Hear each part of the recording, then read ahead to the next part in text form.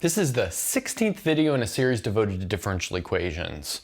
And we're starting like the sequence of a couple of videos devoted to series solutions or power series solutions to both first and second order differential equations. And this will allow us to solve more general second order differential equations. So we've got a couple of things to review really quickly involving power series. We won't go into a ton of depth as there's most definitely a prerequisite for this class where you would cover lots about power series. So let's start with the following definition. So a power series centered at x naught is an infinite series of the form, the sum as n goes from 0 to infinity of a sub n times x minus x naught to the n. So let's look at these parts here.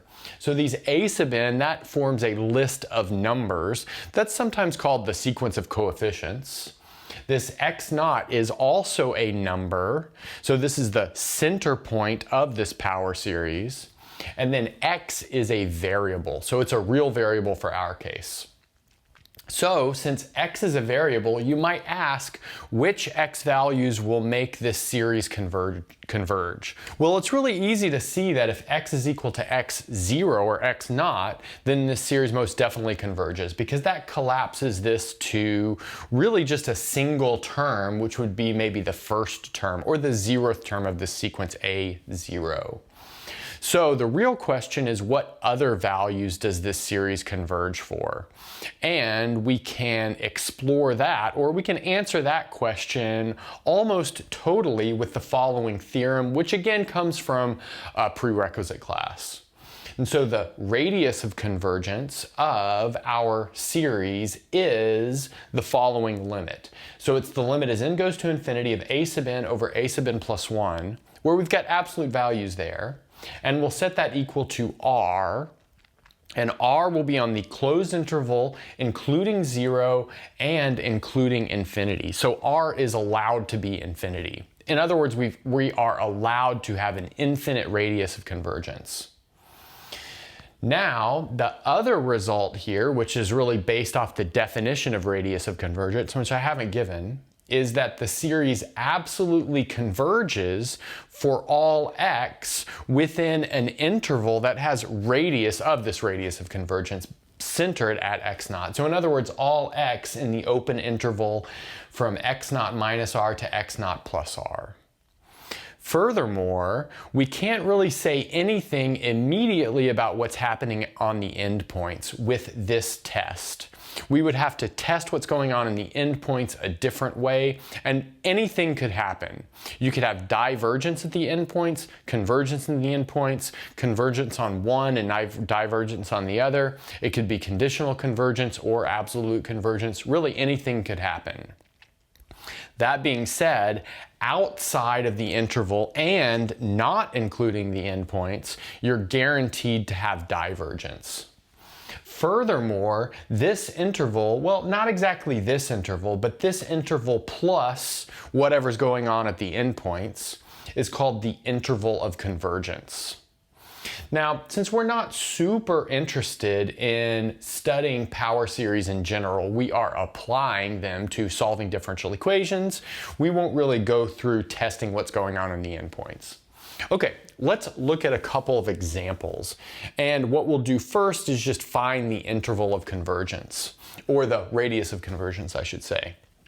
So let's look at the sum as n goes from 0 to infinity of 2 to the n times x to the n. So we know our radius of convergence should be equal to the limit as n goes to infinity of the absolute value of 2 to the n over 2 to the n plus 1.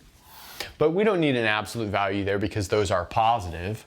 But notice that this 2 to the n in the numerator will cancel this down just to a 2 in the denominator, giving us a value of 1/2 for this limit. So in other words, the radius of convergence is 1/2. So that means we are guaranteed absolute convergence on the interval from -1/2 to 1/2. Seeing as in this case, our center point for our power series is the origin. And then furthermore, this is like a standard power series, which you might remember how to find a closed form for from Calculus 2 class or an integral calculus class or wherever you learned about sequences and series. And in this case, this thing converges to 1 over 1 minus 2 times x. And we'll talk not exactly about that, but we'll give a list of standard power series and what they converge to in terms of standard functions a bit later. Okay, so let's look at this next example. We've got the sum as n goes from 0 to infinity of x to the n over n factorial. So here our radius will be the limit as n goes to infinity of, let's see, we have 1 over n factorial over 1 over n plus 1 factorial. So that's going to flip around to the limit as n goes to infinity of n plus 1 factorial, but I'll write n plus 1 factorial as n plus 1 times n factorial, just by taking that first term out, or maybe that n plus first term out. And now we can see that these n factorials will cancel, leaving us with an n plus 1 in the numerator. So here this limit is most definitely infinity. So that means that we have an infinite radius of convergence. So in other words, we have absolute convergence of this series on the interval from minus infinity to infinity. Okay, and also, this is a power series for a well-known function as well, and that would be the function e to the x, the exponential function. But again, we'll review some of these in a bit. So let's look at this next one. We've got the sum as n goes from 0 to infinity of minus 1 to the n factorial x minus 3 to the n. So in this case, we're looking at the limit as n goes to infinity of n factorial over n plus 1 factorial, which I'll write as n plus 1 times n factorial, just like we did before. Notice the alternating part disappeared because we took an absolute value. We can cancel this n factorial in the numerator and the denominator. That'll leave us with 1 over n plus 1. So here our radius of convergence is 0. So since our radius of convergence is 0, we are guaranteed to have absolute convergence on the interval from 3 to 3. So that's the open interval starting at 3 and ending at 3, but that is going to be the empty set. That's because there's nothing between 3 and 3. Okay, so that being said, that's where we have guaranteed absolute convergence by our theorem. In fact, this is a special case where we know what's happening at the endpoint. In this case, the two endpoints are the same. They're the number 3. And in fact, what we get is absolute convergence.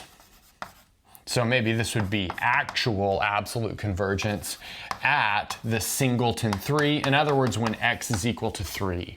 And that's because this thing is going to collapse down to just a number at this point. It'll be a constant function. So just to reiterate what's happening, we're guaranteed absolute convergence on these intervals by this theorem. And in fact, in this case, we get actual absolute convergence in a larger situation. Instead of this guarantee, which is the empty set, we actually get this singleton 3. Okay, good. So now that we've got this taken care of, let's recall what a Taylor and Maclaurin series are and look at some examples. So let's recall that a Taylor series for a function f based at x naught is the power series of the following form. We have the sum as n goes from 0 to infinity, and then we have the nth derivative of f evaluated at x naught over n factorial times x minus x naught to the n. So of course, in order for this to make sense, we must be able to take arbitrarily many derivatives of f at x naught. So I haven't put the hypotheses in here. Furthermore, if x is on the interval of convergence for this power series, then this converges to the function that we're building it out of. So in other words, this power series is equal to f of x for x on that interval of convergence, which we know how to find the radius of convergence by our previous theorem. Then next, if x naught is equal to 0, so in other words we are centered at the origin, this is a special type of Taylor series known as a Maclaurin series. And in fact, most of the examples we work with will be based at x not equals 0 just because it makes the calculation easier and it's kind of general enough for our uses. So let's look at a couple of important examples, and these are ones to keep in the back of your mind at all times.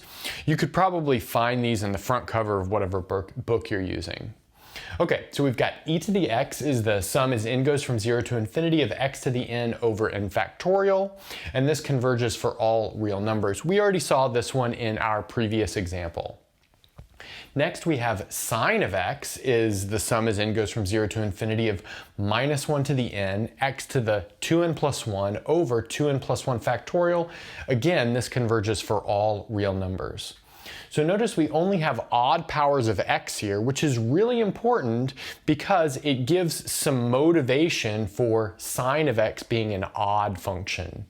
So it's Taylor series based at 0. In other words, it's Maclaurin series, only has odd powers of x, and it's an odd function.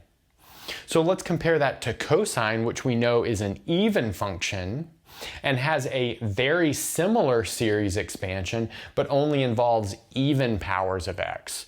So even powers of x in the power series expansion, even function. So there's something going on there. Furthermore, this power series for cosine also converges for all real numbers. So next up, we've got our geometric series, which is the sum as n goes from 0 to infinity of x to the n. This converges on the open unit interval from -1 to 1, and this is 1 over 1 minus x. Okay, so let's look at some examples of how to build new series from old, and we're going to focus on the geometric series. So let's look at this. So let's maybe look at the derivative of 1 over 1 minus x. So the derivative of 1 over 1 minus x using either the power rule along with the chain rule, so the generalized power rule with a -1 power, or by using the quotient rule, will give us 1 over 1 minus x quantity squared. I'll let you guys check that, but that's fairly straightforward. But that's also equal to the sum or the derivative of the sum as n goes from 0 up to infinity of x to the n. But we can in fact do term by term differentiation here as long as we're within the region of absolute convergence. So this is going to be the sum as n goes from 0 to infinity of n times x to the n minus 1. Now next up, we might want to do something like re-index this. So instead of having n minus 1, we have an n. So let's replace all n's with n plus 1. So notice that means that n minus 1 will become n, because we'll have n plus 1 minus 1. Furthermore, let's notice that we can really start this at n equals 1 instead of n equals 0 because the first term is 0. So let's note when our new index n plus 1 is equal to 1, that tells us n is equal to 0. So that means we can rewrite this as the sum as n goes from 0 to infinity of n plus 1 times x to the n. And now looking at the extreme left and right-hand side of this, we've seen that we've formed a power series for a new function out of the power series for an old function. And the interval of convergence will not change. Well, perhaps the endpoints will change, but the stuff in the middle, the radius of convergence, will not change. So we're guaranteed convergence from -1 to 1. Let's look at one more example. So let's maybe look at the antiderivative of 1 over 1 plus x squared dx. So notice that that is equal to the arctan of x, just from stuff you probably learned in a calculus class. But now we can view this 1 over 1 plus x squared as a geometric series where the common ratio is equal to minus x squared. So in other words, we're viewing this denominator as 1 minus negative x squared. So that means we can expand this as the antiderivative of the sum as n goes from 0 to infinity of minus 1 to the n times x to the 2n dx. So again, we just have a different common ratio for our geometric series here. Now we can do term by term anti-differentiation as long as we're within the radius of convergence, and that'll give us something like this. We'll have the sum as n goes from 0 to infinity. We'll have minus 1 to the n over 2n plus 1 times x to the 2n plus 1. That's how you do term by term anti-differentiation. You just add 1 to the exponent and divide by the new exponent. Now I'm glossing over some stuff, like we might have a constant of integration, but that won't be, but we won't worry about that for our cases. So let's look at this. We've got a power series expansion for the inverse tangent of x now, which is nice. Okay, so let's maybe get rid of this and we'll solve our first differential equations using power series. So for our first example of solving a differential equation with a power series, we're going to go back to our very first favorite differential equation, which is y prime equals y. So it's always good to revisit old differential equations using new solution techniques just to get a feel for these solution techniques. Okay, so how do we do this? Well, let's set y equal to a power series. So it's going to be the sum as n goes from 0 to infinity of a sub n times x to the n. But then we can easily calculate y prime using term by term differentiation. So y prime is equal to the sum as n goes from 0 to infinity of n times a sub n times x to the n minus 1. Now let's plug y and y prime into our differential equation and see what we get.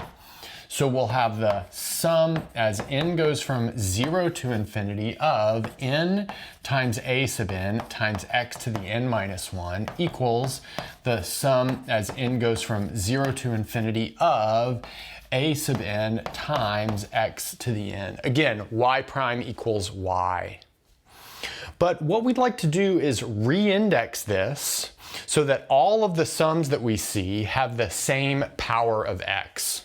And that's not the case here. This has an x to the n minus 1, and this has an x to the n. So we can do that by inside of this sum, replacing n with n plus 1. This is similar to what we did before. We can also take this sum right here, and instead of starting it at 0, we can start it at 1, given that the 0th term is 0 by this multiplying factor right here. Okay, so if n is equal to n plus 1, then note when n plus 1 is equal to 1, n is equal to 0. So that's how we re-index that sum. So re-indexing this sum is like changing the bounds of integration, if you want to think about it like that. Okay, so what does this sum change into under this re-indexing? So now we'll have the sum as n goes from 0 to infinity. So n has been replaced with n plus 1. We have n plus 1 times a sub n plus 1. Again, like I said, n has been replaced with n plus 1. And then we'll have x to the n plus 1 minus 1, but that's just x to the n. And then we have this is equal to the sum as n goes from 0 to infinity of a sub n times x to the n. Great, now we have the sums on both sides of our equation only involve x to the n. And that's really good news because we can set the coefficients of x to the n on both sides of the equation equal to each other, given that powers of x to the n are linearly independent from each other, which is something that we saw when we were studying the Wronskian for the first time. So let's extract the coefficient of x to the n, which I believe is like using that notation right there. And that'll leave us with n plus 1 times a sub n plus 1 is equal to a sub n. And now there's a couple of different ways to get a closed formula for a sub n.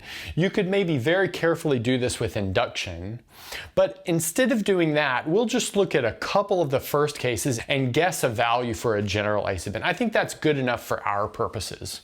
So let's notice that a sub 0 is free, and then a sub 1 is equal to, well, now that we look at this, let's rewrite this in a more helpful way. And that more helpful way will be writing the next term in terms of the previous term instead of the opposite, which is what we have here. So we have an plus 1 is equal to 1 over n plus 1 times an.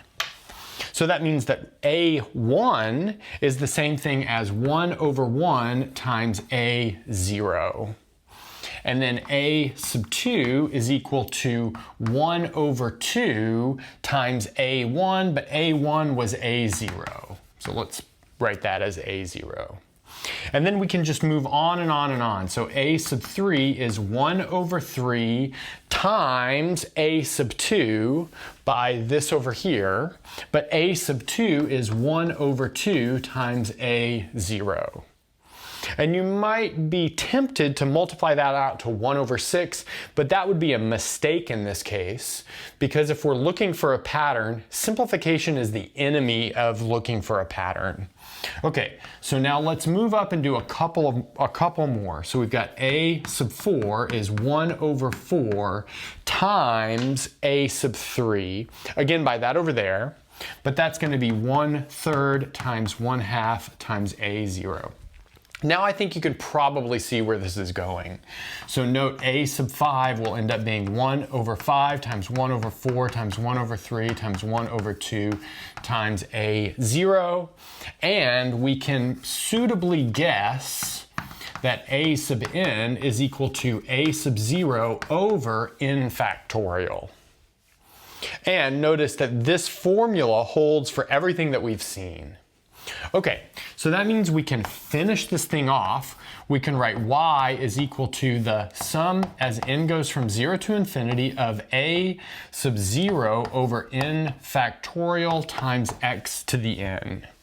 What did I do there? I just replaced my a sub n with the closed formula that we found for it, which still has an unknown in it. It has a single unknown, which is a naught.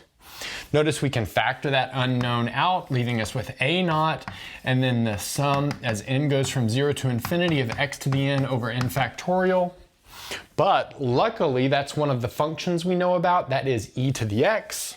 So that tells us that y is equal to a naught times e to the x, which shouldn't be too surprising because we've solved this differential equation before and seen that the solution should be a constant times e to the x. Okay, let's do another example. So for our next example, we'll also solve a differential equation which we have been able to solve in the past. Again, it's a good idea to focus your very first examples on resolving old differential equations with new methods. So here what we'll look at is y double prime plus y equals 0. So this should perhaps involve sines and cosines. So let's see if it does. So we'll set y equal to the sum as n goes from 0 up to infinity of a sub n times x to the n. Notice that means that y prime is equal to the sum as n goes from 1 to infinity of n times a sub n times x to the n by taking the derivative. And then taking the second derivative leaves us with y double prime is equal to the sum as n goes from 2 to infinity of n times n minus 1 times a sub n times x to the n minus 2. And I realize I forgot a minus 1 there in my y prime. And that's just by term differentiation. So for us, we're going to need y, the original function, and we'll need y double prime. Just given the structure of our differential equation, we don't particularly need y prime in this case. Okay, so from here, let's maybe plug these into the differential equation and see what we get. So we'll have y double prime, which is the sum as n goes from 2 up to infinity. We have n times n minus 1 times a sub n x to the n minus 2 plus y, which is the sum as n goes from 0 to infinity of a sub n times x to the n. We enforce that that is equal to 0 because this is supposed to be a solution to our differential equation. Now we look at both series involved, and we'd like them to be power series with x to the n, not x to the n minus 2. Well, they could really be both x to the n minus 2, but what's important is that they're both the same power of x, and I think it's easiest to put it into terms of x to the n. So that means we need to do some re-indexing. So here we'll need to increase n by 2. So we'll take all of the n's and we'll replace them with n plus 2. So that's going to increase all the n plus 2's here, and it's going to decrease our starting term from 2 to 0 as we saw before. Okay, so let's see. That's going to give us the sum as n goes from 0 to infinity of, let's see, we've got n plus 2 times n plus 1 because we made this replacement. A sub n plus 2 times x to the n plus the sum as n goes from 0 to infinity of a sub n times x to the n equals 0. But now both of our series have the same power of x. So that's really good news because we can slam those series together and maybe factor the x to the n out of the right-hand side. Okay, so let's see. That's going to leave us with the sum as n goes from 0 to infinity, and then we'll have n plus 2 times n plus 1 times a sub n plus 2 plus a sub n times x to the n equals 0. So again, I put those two series together and then factored this orange box x to the n out of the whole thing. So I'll maybe put an orange box there. Okay, but again, we know the powers of x to the n are linearly independent. So that means that all of these coefficients must be equal to 0 given we're taking this combination of them and getting 0.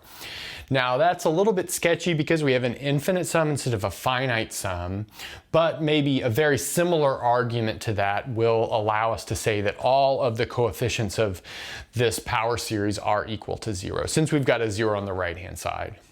Okay, good. So what does that mean? That tells us that we have n plus 2 times n plus 1 times a sub n plus 2 plus a sub n equals 0.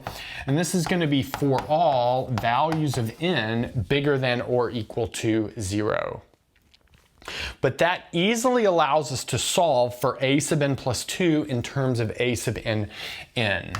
So in fact, what we have is a sub n plus 2 is equal to -1 over n plus 2 times n plus 1 times a sub n. That's just from solving that for a sub n plus 2.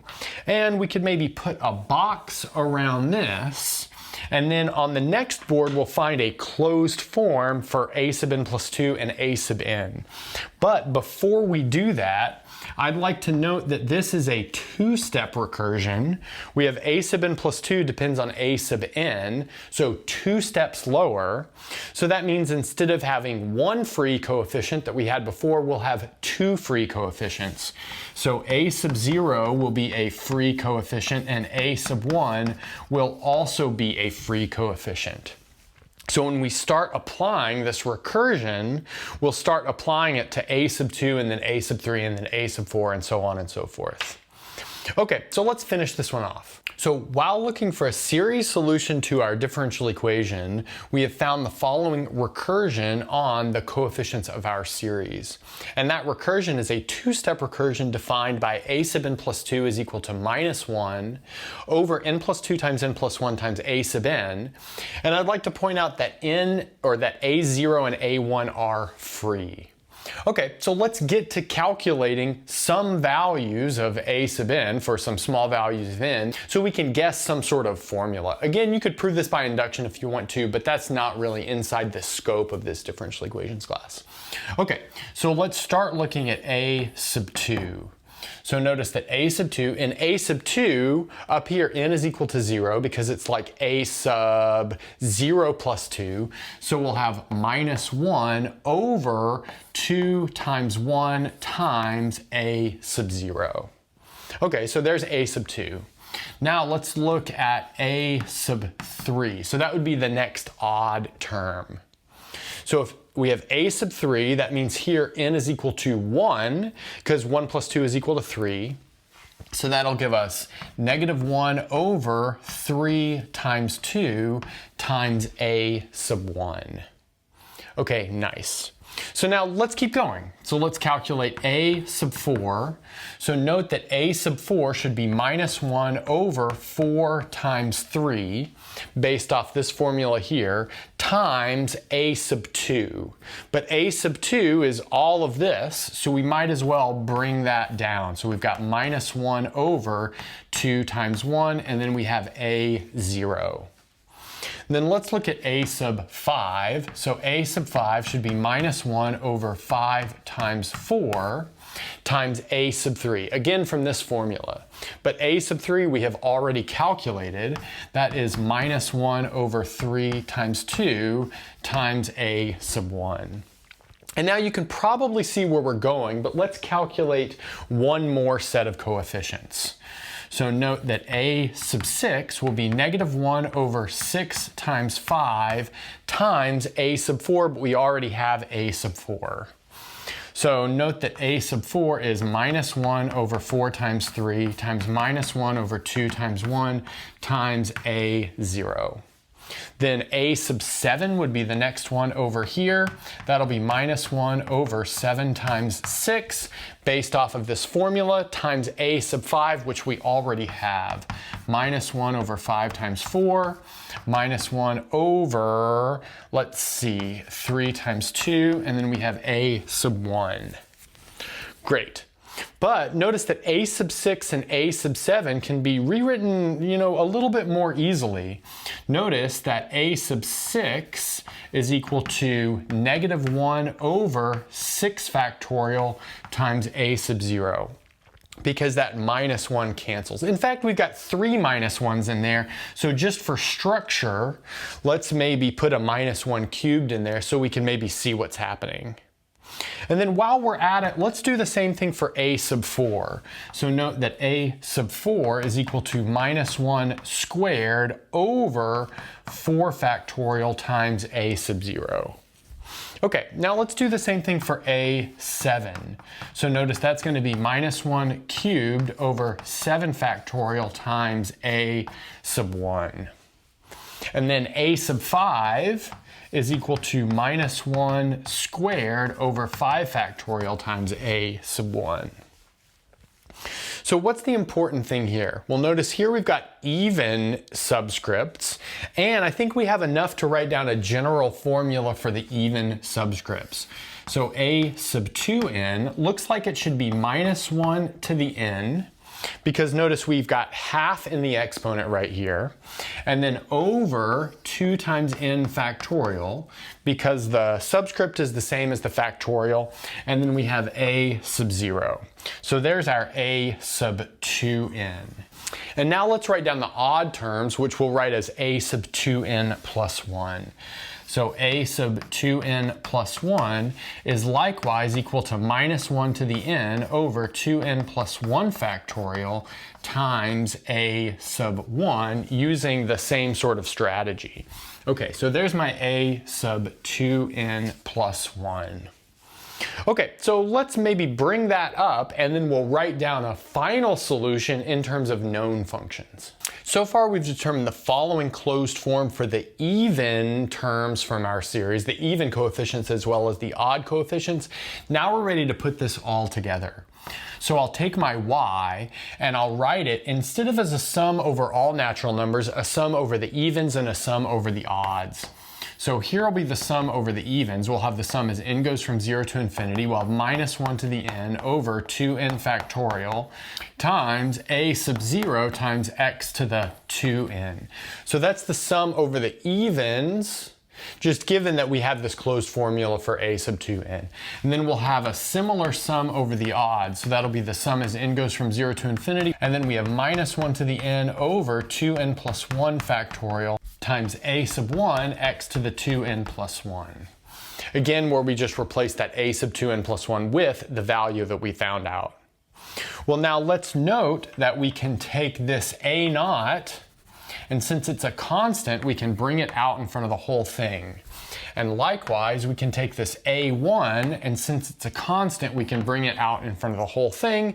And now we have retrieved the power series for cosine and sine. So let's notice that this is in fact equal to a naught times cosine of x plus a1 times sine of x, which is the solution that we would expect from our previous work. Okay, so let's now present a theorem, and we'll do one more example. So let's look at the following really important theorem. So we will suppose that P0, P1, and P2 are polynomials with no common factors. So in other words, they are relatively prime polynomials. Furthermore, let's suppose that P0 is not identically 0. Then we'll pick an x0, which is a real number, such that it is not a root of P0. And then we'll set rho equal to the distance between x0 and the nearest root of P0 in the complex plane. So by the fundamental theorem of algebra, if P0 is a non-constant polynomial, it must have a root in the complex plane. Then every solution of our differential equation, P0 of x y double prime plus P1 of x y prime plus P2 of x times y equals 0, so that's a homogeneous linear second order differential equation, can be represented by a power series centered at x0, which converges at least on the interval centered at x0 with radius rho. So in other words, x0 minus rho, x0 plus rho. So the distance from the closest root to x0 is guarding your radius of convergence. Furthermore, if P0 is a constant polynomial, then by our assumption it's never equal to 0. But if it's never equal to 0, that means that rho must be infinity, and we've got convergence on the entire real line. So let's look at the following example. So we'll find a power series solution to this, but before we do that, we'll investigate where we are guaranteed convergence. So we've got the differential equation 2x squared y double prime plus 6xy prime plus 2y equals 0. So let's look at this polynomial in front of y double prime. It is 2x squared plus 1. 2x squared plus 1 equals 0 when x is equal to I over the square root of 2 or negative I over the square root of 2. You can see that just by an easy algebraic manipulation. Then we're also going to center this at x0 equals 0. So that means we're centered right here. So now what we'll do is take the distance between our center point and the closest root of this polynomial. We're equidistant from both roots. And then we'll draw a circle. So let's draw a circle that's in the complex plane, and then see where that circle intersects the real line. Notice that that circle has radius 1 over root 2, so that means it intersects the real line at negative 1 over root 2 and 1 over root 2. So that means we have convergence on the interval from negative 1 over root 2 to 1 over root 2. And this convergence is guaranteed for any initial condition. So let's write that down. Any initial condition. So we might have a larger convergence for some specific initial conditions, but this is guaranteed for any initial condition. Okay, so now that we've got that taken care of, let's find a series solution for this differential equation using our technique from before. So let's see, we've got y is equal to the sum as n goes from 0 to infinity of a sub n x to the n. That makes y prime equal to the sum as n goes from 1 to infinity of n times a sub n times x to the n minus 1. And that makes y double prime equal to the sum as n goes from 2 to infinity n times n minus 1 times a sub n times x to the n minus 2. Now we'll plug that into our differential equation. So we'll have 2x squared plus 1 times y double prime. So I'll write that out. N minus 1, a sub n, x to the n minus 2. Then we'll have 6x times y prime. Let's write that out. We have the sum as n goes from 1 to infinity in this case. N, a sub n, x to the n minus 1. And then we'll have 2y. So that'll be the sum n goes from 0 to infinity, a sub n, x to the n. Okay, so now we're going to expand all of this and then start re-indexing as necessary so we can put this all together into a single sum. So let's start by taking this 2x squared and distributing it through here, and then also taking this number 1 and distributing it through here. We'll also take this 6x, move it in, and we will take this number 2 and move it in. So let's see what that'll leave us with. So we'll have the sum starting at 2 to infinity of 2 times n minus 1 times a sub n times x to the n. Notice it's not n minus 2 anymore because we multiplied by x squared. That boosted this x to the n minus 2 up to x to the n. So let's maybe overline this in green so we see where it comes from. And then we'll have plus the sum that we get from 1 being multiplied through. So that'll be the sum n goes from 2 to infinity of n times n minus 1 a sub n x to the n minus 2. So nothing changes there. Okay, so let's overline that in pink to see where it comes from. Then we'll do the same thing for the last two terms. So that'll be the sum n goes from 1 to infinity, 6 n a sub n x to the n. Again, we boosted that x to the n minus 1 back up to x to the n. And then finally this last one, so we'll have the sum as n goes from 0 to infinity of 2a(n) x to the n, and then we have 0. So nothing super fancy is going on there. We're just bringing the number in. So now let's make a really important observation, and that is 3 out of the 4 of these sums have x to the n. And the last one has x to the n minus 2. So that means this one right here with x to the n minus 2 is the one that we have to re-index. The others are like taken care of for us, which is nice. So how would we do a re-indexing here? Well, we would probably take n and replace it with n plus 2. So that's in line with what we did in our previous example. So let's see what that's going to leave us with. Maybe I'll just put this in a box so we don't have to write down everything else. So this is going to turn into the sum as n goes from 0 to infinity of n plus 2 times n plus 1 times a sub n plus 2 times x to the n. So we've got something like that. Now let's look at some other things that are a bit problematic.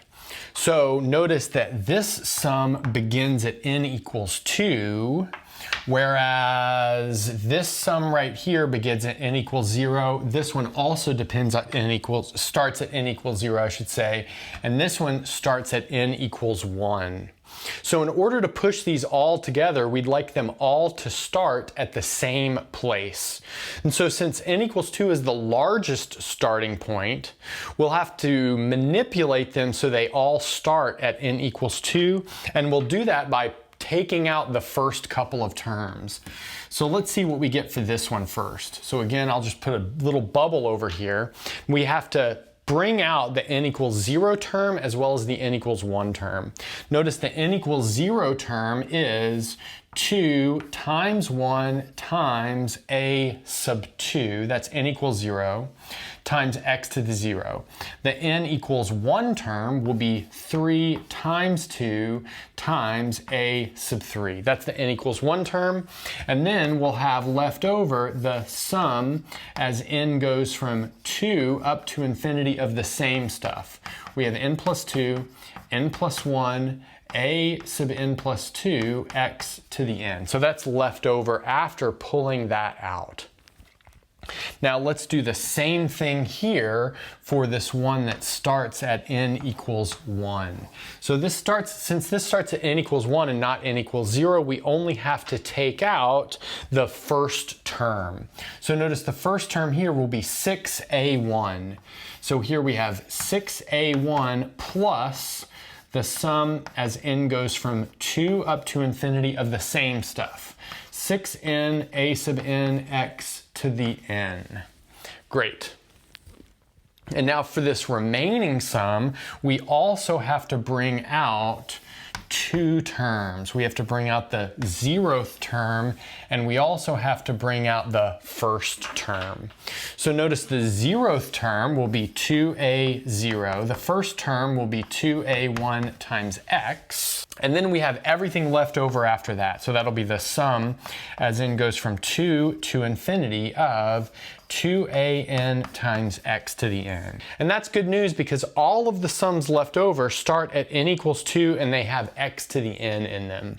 Okay, so this is a bit of a mess. Let's summarize what we have at the top of the next board before we move on. Okay, so this is where we left on the last board. So I reorganized some things as well as fixed some typos, which Justin should have pointed out those typos with some callouts. So notice that we've got this term right here. This first term right here in the parentheses is a descendant of 2x squared times y double prime.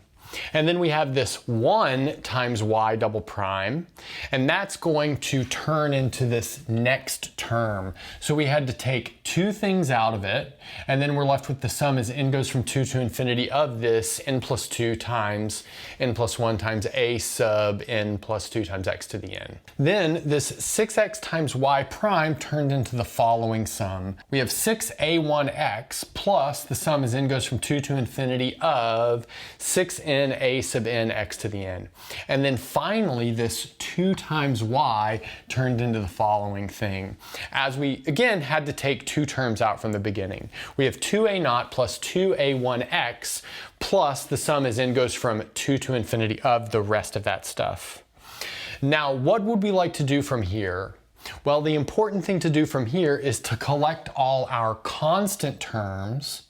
So let's notice our constant terms are this 2 times 1 times a2 and this 2 times a naught. And then all the terms with a coefficient of x. So that'll be this 3 times 2 times a 3x, this 6a1x, and this 2a1x. And then we'll also fuse all of the remaining sums together since we have manipulated them to the point that they have the same power of x and they have the same starting point. Okay, so let's get started with that. So I'll color code everything. So let's see our constant terms, which come from the pink underline, so I'll put pink parentheses. That will be 2a2 plus 2a naught. So like I said, those are our constant terms. So now let's do our values of x. So those I'll put in blue parentheses, again, to color code. So that's going to be 3 times 2 times a3 plus, let's see, we've got 6 plus 2, so that's going to be 8a1, and this is all multiplied into x, like that. Then after that, we've got our term, which is our big sum. So let's see, we'll have the sum as n goes from 2 up to infinity of, so now this is going to be a lot. So notice we've got powers, or we've got coefficients with an in them right here, here, and here. So those are going to be important to keep track of. And then after that, we've got things involving an plus 2. So that's also going to be important to keep track of. So I've underlined those in green. So let's color code that. So we've got purple parentheses around the whole thing. And then we'll have everything with an plus 2.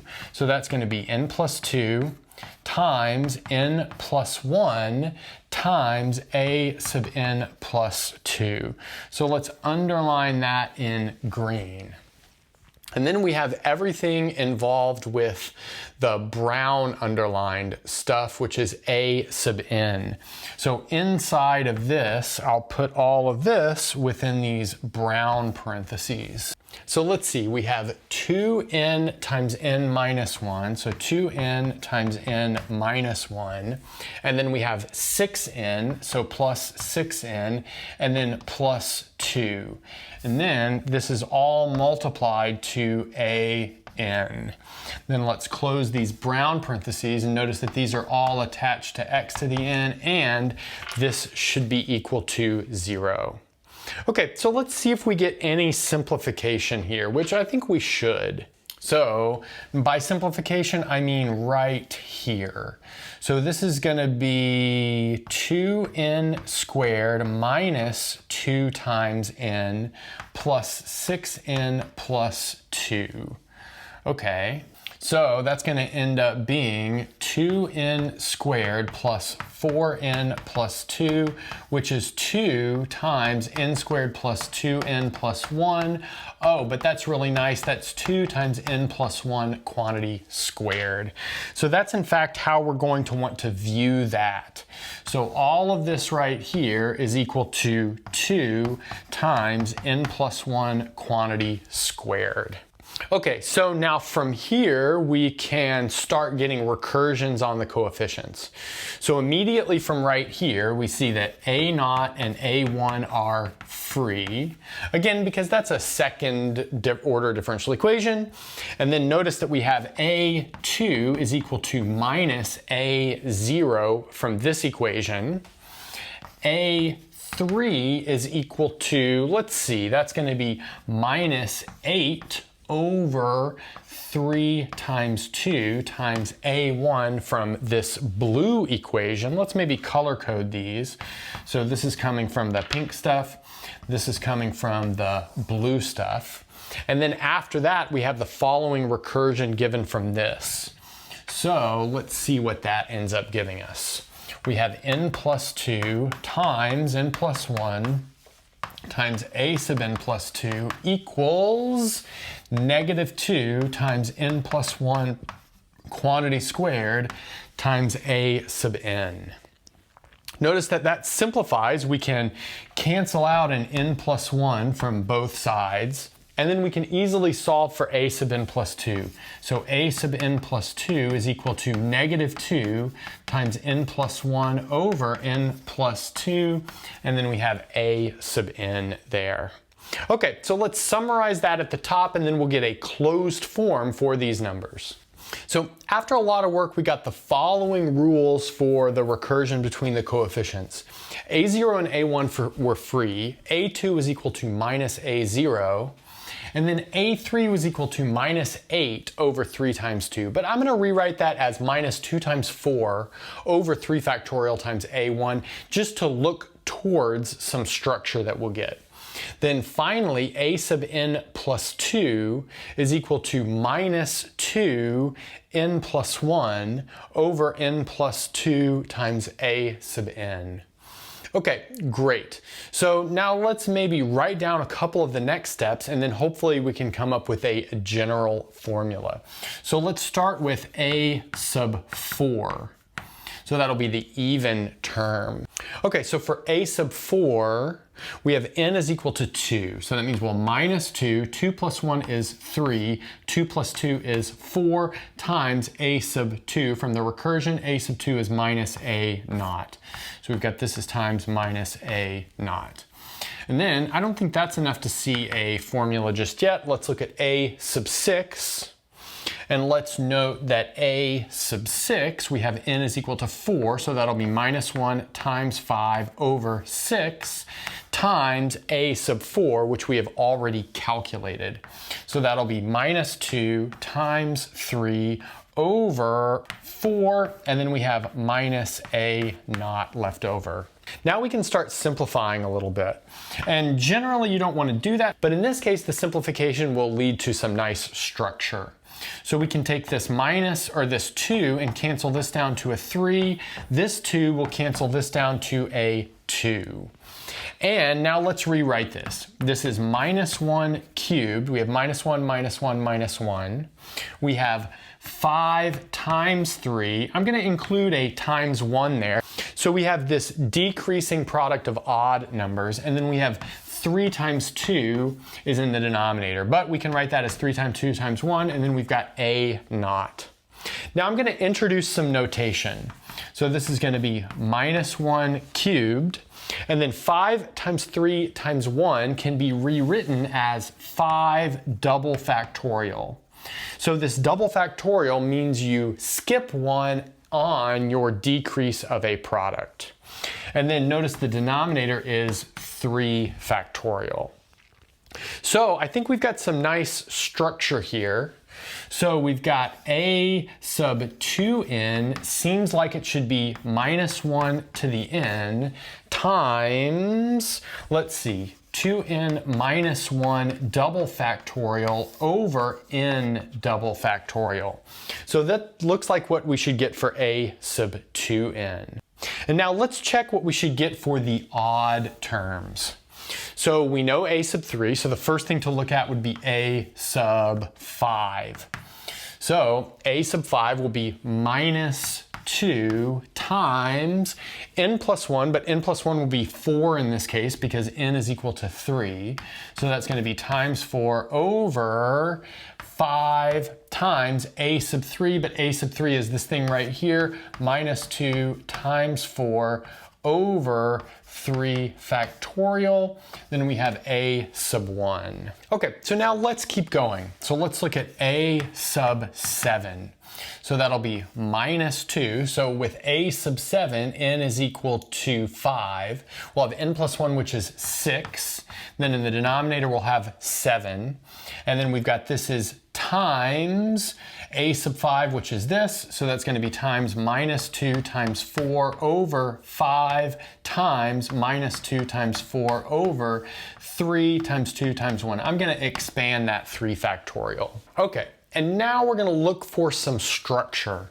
And this is a bit trickier, but the structure that I'll look for, well, I'm going to take a minus 1 cubed out of this whole thing.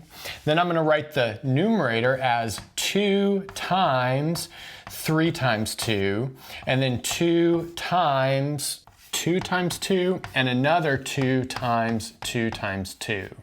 And then let's expand out the denominator as 7 times 5 times 3 times 2 times 1. So we've got this decreasing product in the denominator just like we had before, but not everything is canceling exactly the way that we want it to. So notice that maybe we could take this 2 and cancel it with one of these 2's. And then we can group a bunch of the 2's together. So here we've got a copy of 4. Here we have a copy of 4. And then connected right here, we also have a copy of 4. So let's write that down. And then left over is we have 3 times 2. Okay. So just to reiterate, we have minus 1 cubed. We have 4 cubed as well. 1, 2, 3, 4s. And then we have 3 times 2, which is 3 factorial. And in the denominator, we have 7 double factorial because we have that similar decreasing product. And then we've got an a sub 1 left over. Now, I think that captures enough to make a guess, and that guess would be something like this. We're running out of room, so let's fit it in right here, and then we'll clean up the board and present the final answer. So we've got a sub n plus 1 is equal to minus 1 to the n times 4 to the n times n factorial over 2n plus 1 double factorial times a1. That's what we've figured out down there. Sorry, that should be a sub 2n plus 1. Great. Okay, so now that we've got a sub 2n, we have a sub 2n plus 1, we're ready to put this together. So after putting everything together, we end up with the following solution. So I'd like to point out we write this first term with all of the even exponents of x as two parts. And that's because the recursion only really takes over after the first bit. This double factorial wouldn't make sense for n equals 0 because we would get -1 double factorial. So that's why we've plucked this 1 out, the constant term, if you will. And so all I did here is I rewrote the even terms and the odd terms based off what we saw on the previous board. Okay, now I'm going to leave you guys with some warm-ups. So I'll leave you with two warm-up exercises. The first actually involves finding a solution to a differential equation using a power series method for a differential equation that we already know how to solve. So this makes a good example because it'll allow you to check your work easily and practice with the known power series. So here we have y prime plus 2 times y equals 0, so solve that with power series.